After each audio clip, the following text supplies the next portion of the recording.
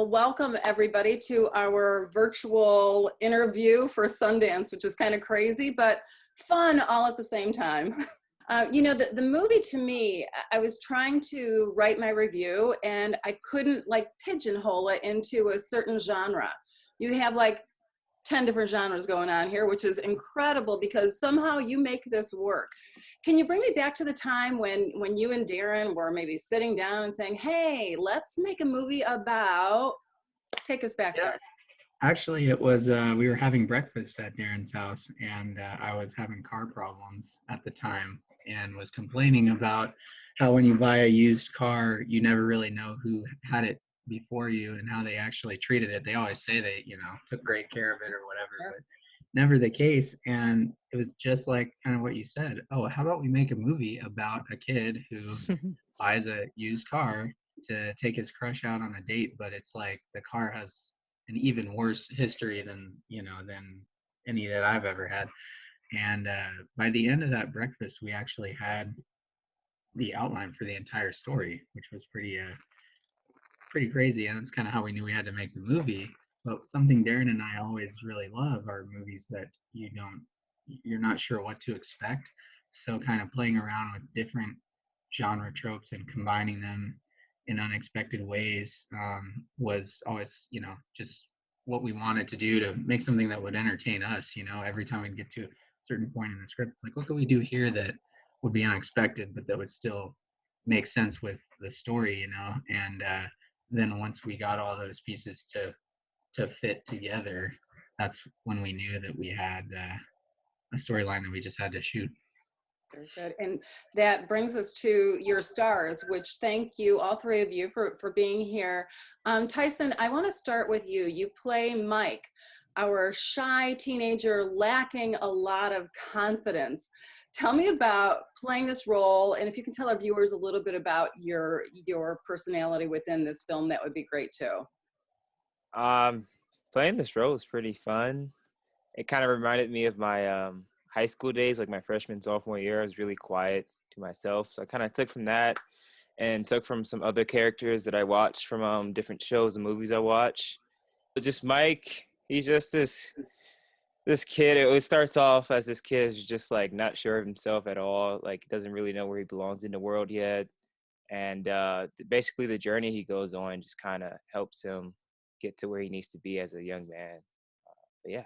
It was pretty cool to see him grow because it helped me grow as a person outside of the film as well. Did it really? Yes. Well, that's an unusual thing to have happen. How did it make you grow as a person in real life? So in real life, I just kind of stepped up to situations that really would either kind of bother me or either bring me down, and just kind of had a more of a positive approach to it and more belief in myself. So. Wow, very cool. Brendan, let's talk about your role. I love the fact that your character kind of makes fun of our preconceived notions of the gorgeous guy with the muscles. Tell me about playing that role. Yeah, Ian. Well, I have to give all the credit to Darren and Manuel. They didn't want to go with just the traditional route with almost any character. Every character has their own quirks, and I appreciated the way that they wrote this part. Initially, when I spoke to Darren and Manuel, we actually had a breakfast as well when I decided to join on as a producer. And so my main role is actually the producer, but of course I love to act. And so I appreciate that you bring this up because it's definitely a passion of mine. But I love the fact that this character wasn't just the cliche kind of douche. They played with some vulnerability, right, with this scene near the end. Chet is very vulnerable, and then of course Manuel ties in his love for Nicolas Cage into a very funny one-liner, which I think really hits pretty strong.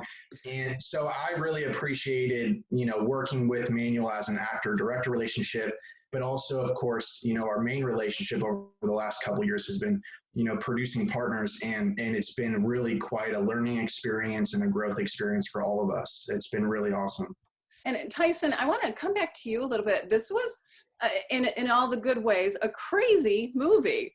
What was the craziest scene for you to film, or maybe the most fun or challenging? A lot to choose from. Yeah, that's a lot. Let me think about that real quick. How about when you were in the back seat of the car with the older couple in the front? That was a funny scene to shoot. That was just funny in general. I like shooting that scene. It was a good time, and just having Mike and just being Mike in that moment was just the best, because it's just like, well, what's going on here?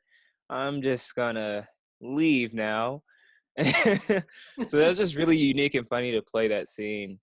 Had a lot of fun doing that. I think another scene would probably be towards the very end. Not the Okay. very end. Don't give anything away. Yeah, not anything away, but like there's a scene where Mike's basically defusing something. Don't want to Okay. say what he's defusing. I Okay. think you know what scene that is. Uh-huh. I hope. But yeah, that scene was it was a little challenging at first, but Manuel was really like there a lot to like pull me by the side and like, hey, just do this to get in the mode, or just give me different pointers to look at, and give me the overall picture of everything. So Good deal. Tell me about the car. Where did you find it, and how did you come up with that backstory? Oh my goodness. Go ahead, No, Manuel. go Yeah. ahead, because you found it. So Okay. Yeah.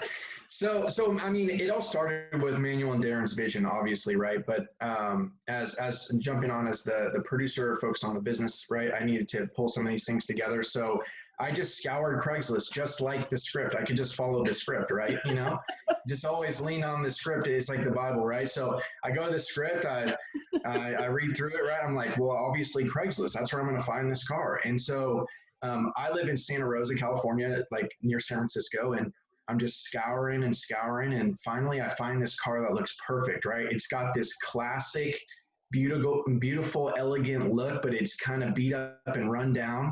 And so the last thing that I need is just to make sure that it works and it's reliable enough to show up to set every day, just like the actors are, right? And it really wasn't that reliable. It wasn't. not. We had to replace the battery like twice. We had to replace the starter. We had to, constantly be putting more oil in it. It kept not starting on set. We were literally banging the starter with a hammer to get it going. Hubcaps were flying off in scenes, which sometimes could look cool, but most of the time it was a continuity issue. Like this car was such a character just as much in real life as it was in the movie. And honestly, I wouldn't have it any other way, though. It truly has. When it came to the post-production, and Manuel was leading this post-production, he wanted this sound guy and to create a character of its own, which I think is well executed from our sound mixer and everything, and with Manuel's help as well. And so it truly became a character of its own. And I'm just really grateful that we found it and that we were able to pull it off with as many hurdles as it had just to get it through. But yeah, it was very cool. It definitely was a character. Manuel, since Shelby wasn't able to rejoin us, can I ask you a question about her character? Because she is a badass in this. She's tough and she's smart. Thank you for writing such a strong character. Tell me about coming up with her character. Oh, well, yeah, it was, we, Darren and I just kind of really wanted to write a character that we would want to see on screen, and also just dramatically someone who kind of fits well with Mike also, and kind of, has strengths where he has weaknesses, perhaps. But we always imagined her to be fearless, especially kind of with her sense of humor in the face of danger. Honestly, that's Shelby always says that she, loves the character of Kelsey because she has these strengths that Shelby, kind of doesn't always feel in real life. So it's kind of inspiring to play this character. And honestly, it's the same with me writing the character. I wish I had her strength and her fearlessness as well. So it was really cool to write her on the page, and then it was even better to see Shelby bring her to life. Very good. I can't thank you all enough for joining me today to talk about First Date. Thanks for having us. Thank you, guys. Great to meet you. Good luck with so everything. Bye. Bye-bye. Bye.